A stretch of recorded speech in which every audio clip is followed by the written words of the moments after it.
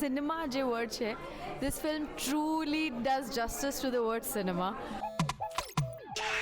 બહુ જ સરસ મૂવી છે અને જેવી રીતે સ્ટોરી જે ડિજિટલ અરેસ્ટની જે દેખાડી છે અનીશ શાહે, એ બહુ યુનિક અને ડિફરન્ટ કોન્સેપ્ટ લઈને આવ્યા છે. ધરપકડ ફિલ્મની જે વાર્તા છે એ આજના સમય માટે બહુ જ સટીક અને જરૂરી છે અને ફિલ્મની જે વાર્તા છે એ સ્ટાર્ટ ટુ એન્ડ સુધી તમને જકડી રાખશે અને સારો મેસેજ આપશે.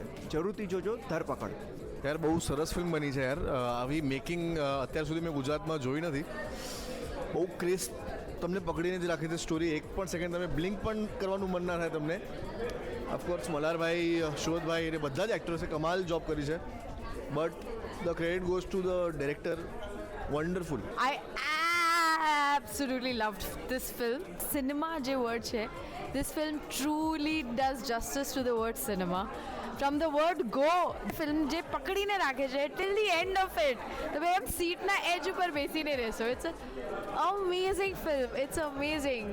ધરપકડ ખૂબ જ સરસ ફિલ્મ, દરેક વ્યક્તિએ જોવા જેવી, કારણ કે આજકાલના ટાઈમમાં આ એક એવો સબ્જેક્ટ છે જે બાકી રહી ગયો હતો.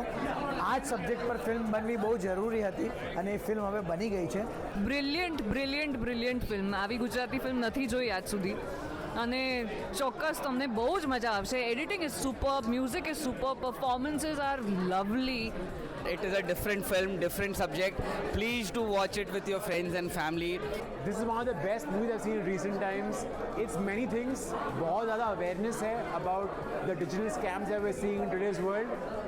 It's a thriller. It's a crime thriller that keeps you engaged throughout the movie.